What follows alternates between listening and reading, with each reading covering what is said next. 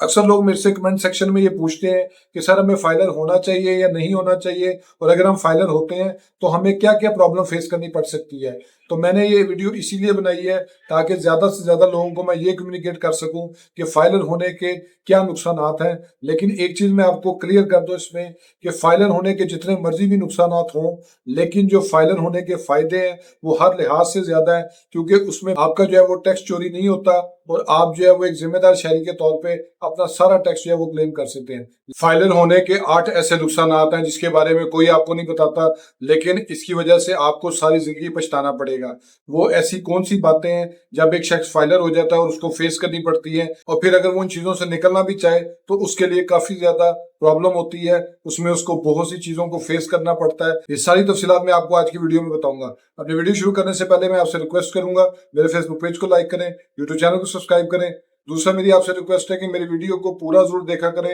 ताकि legal topic से related जो भी एडवाइस है वो आपको प्रॉपर्ली कम्युनिकेट हो जाए और आप उसको आगे शेयर भी कर सकें। तो अब आ जाते हैं अपने असल टॉपिक की तरफ कि फाइलर होने के 8 ऐसे नुकसान कौन से हैं जिसकी वजह से एक आम शख्स को ना सिर्फ परेशानी का सामना फेस करना पड़ता है, बल्कि इसकी वजह से रेवेन्यू लॉस भी बहुत ज्यादा हो रहा है लोगों के फाइलर ना होने की वजह से, या जो लोग फाइलर हो रहे हैं उसकी वजह से भी, क्योंकि इसमें बहुत सी ऐसी चीजें हैं जो लोगों के इल्म में नहीं है। इसमें नंबर 1 पे ऊपर ये है, फाइलर है वो प्रॉपर तरीके से डॉक्यूमेंटेड होता है। उसकी एक एक चीज जो है, जहां जहां पे उसका टैक्स कट रहा है, जो जो उसकी तफसीलात है, वो टैक्स रिटर्न जब जमा करवाता है उसकी फॉर्म में भी एफबीआर के पास जारी होती है। फिर इसके साथ साथ विदहोल्डिंग अगर उसका किसी जगह पे है, यानी कि उसका टैक्स कहीं पे कट रहा है, वो बिजली के बिलों में है या इसके अलावा बैंक प्रॉफिट में है या किसी भी जगह पे है, ये तमाम तफसीलात भी एफबीआर के पास जारी होती हैं। और एफबीआर वाले किसी भी फॉर्म में उससे ये सवाल पूछ सकते हैं कि आपके पास फलां चीज कहाँ से है, फलां चीज आपने कैसे ली। ये सारी चीजें उसको फेस करनी पड़ सकती हैं।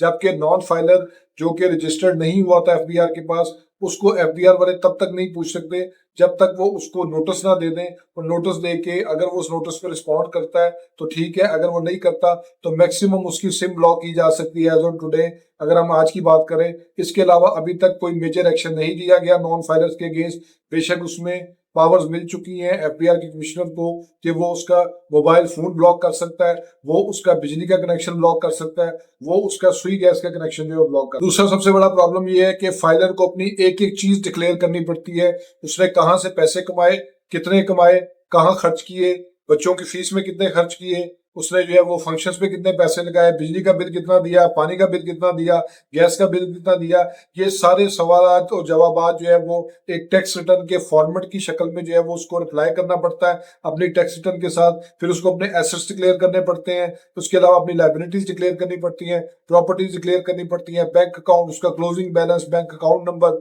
गाड़ी का नंबर, ये एक एक चीज उसको जो है वो बतानी पड़ती है। जबकि नॉन फाइलर इन तमाम चीजों से जो है वो आजाद होता है। अगर वो नॉन फाइलर के तौर पे किसी जगह का टैक्स दे भी देता है तो उससे कोई पूछ नहीं सकता, क्योंकि वो एफबीआर में रजिस्टर्ड है। तीसरे नंबर पे जो है वो कैपिटल गेन टैक्स है, यानी कि अगर फाइलर एक प्रॉपर्टी 10 लाख रुपए में परचेज करता है और उसको वो कुछ अर्सा रखने के बाद 15 लाख में सेल कर देता है, तो जो 5 लाख रुपए उसने इनकम दी होती है वो उसको डिक्लेयर करनी पड़ती है, और उसके ऊपर उसको अलग से कैपिटल गेन टैक्स जो है वो उसका कैलकुलेट होता है। और अगर उसका कैपिटल गेन टैक्स कैलकुलेट होने के बाद कुछ बने 236C के एडवांस टैक्स के एडजस्टमेंट के बाद, तो वो भी उसने जो है वो पे करना होता है, और उसमें उसको किसी किस्म की कोई रिलैक्सेशन नहीं है। जबकि नॉन फाइलर जो है जितने की प्रॉपर्टी खरीदता है उसके बाद जितने की मर्जी वो बेचे, जो बाइंग और सेलिंग के टाइम उसने जो टैक्सेस दिए होते हैं वही उसका जो है वो टैक्स होता है। इसके अलावा उसने कोई चीज जो है वो इजाफी तौर पे नहीं। ये चौथे नंबर पे जो बात है वो कैश ट्रांजैक्शन है, यानी कि अगर एक शख्स 50 लाख से ऊपर की मालियत की प्रॉपर्टी परचेज करता है तो उसको कानूनी तौर पे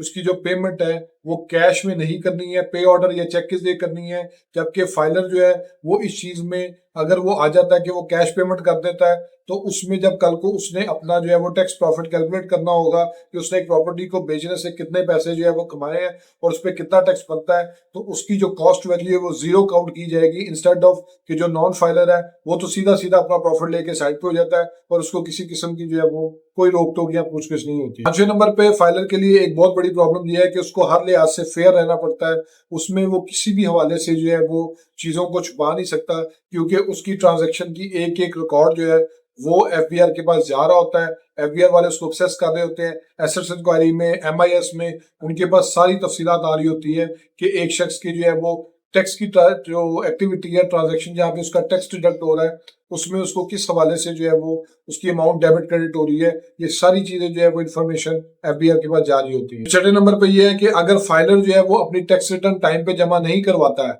तो उसको पर डे के हिसाब से जो है वो फाइन पे करना पड़ सकता है, क्योंकि इसमें एक नोटिस दिया जाता है कि आपने अपनी टैक्स रिटर्न जमा नहीं करवाई है, आप फलां डेट तक अपनी टैक्स रिटर्न जमा करवा दें। और उतनी देर तक अगर वो अपनी टैक्स रिटर्न जमा नहीं करवाता है तो उसको डेफिनेटली पर डे के हिसाब से जो है वो फाइन पे करना पड़ता है, और उसमें उसको किसी किस्म की कोई भी रिलैक्सेशन नहीं मिलती है, क्योंकि जब उसकी टैक्स रिटर्न ड्यू हुई होती है और जब उसने अपनी टैक्स रिटर्न सबमिट की है, वो दोनों चीजें जो है वो एफबीआर के सामने होती हैं, उसके हिसाब से उसके ऊपर जो है वो फाइन इम्पोज हो जाता है, जबकि नॉन फाइलर को ऐसी कोई भी चीज जो है वो फेस नहीं करनी पड़ती। सातवें नंबर पे सबसे इंपॉर्टेंट चीज एक और भी है कि टैक्स कंसल्टेंट की गलती भी जो है वो टैक्स पेयर के खाते पड़ती है, कि अगर आपकी टैक्स रिटर्न कोई ऐसा शख्स फाइल कर रहा है जिसको टैक्स का काम नहीं आता और वो रूटीन में सिर्फ 00 लिख के या कम एसेट्स शो करके या आमदनी को जो है प्रॉपर डिक्लेयर से नहीं करता और उसके अलावा जो एंट्रीज है उसको भी गलत कर देता है, उस सूरत में उसको जो खमियाजा है वो टैक्स पेयर को भुगतना पड़ता है, वो भी ऐसा टैक्स पेयर जो कि फाइलर है, क्योंकि नॉन फाइलर तो ना अपनी टैक्स रिटर्न जमा करवाता है, ना उसको किसी ने पूछना है इस मामले में, और अगर उसकी कोई टैक्सेबल इनकम जो है वो आती भी है किसी के सामने तो एफबीआर के कमिश्नर मैक्सिमम उसको जो है वो नोटिस दे सकता है कि आप फाइलर हो जाए, आप रजिस्टर हो जाए, और अगर वो नहीं होता तो उसकी सिम ब्लॉक कर सकते हैं, इसके अलावा उसके खिलाफ कोई कार्रवाई नहीं हो सकती। 8वें नंबर पे जो है वो बिजनेस इंस्पेक्शन है, कि किसी भी स्टेज के ऊपर एफबीआर का कमिश्नर जो है वो आपको जो है आके आपकी प्रीमिसेस पे विजिट कर सकता है और उसमें आपकी जो है वो बिजनेस प्रीमिसेस को सील कर सकता है टैक्स की रिकवरी के पर्पस के लिए। अगर आपका कोई टैक्स ड्यू है और आप उसको प्रॉपर तरीके से लेके नहीं चल रहे हैं तो वो भी आपको जो है वो फेस करना पड़ सकता है, उसमें आपके लिए काफी प्रॉब्लम हो सकती है। होप सो आपको ये वीडियो पसंद आई होगी। मेरे फेसबुक पेज को लाइक करें, यूट्यूब चैनल को सब्सक्राइब करें, ताकि लीगल टॉपिक से रिलेटेड इसी तरह एडवाइस मैं आपसे शेयर करता हूँ। Thank you for watching.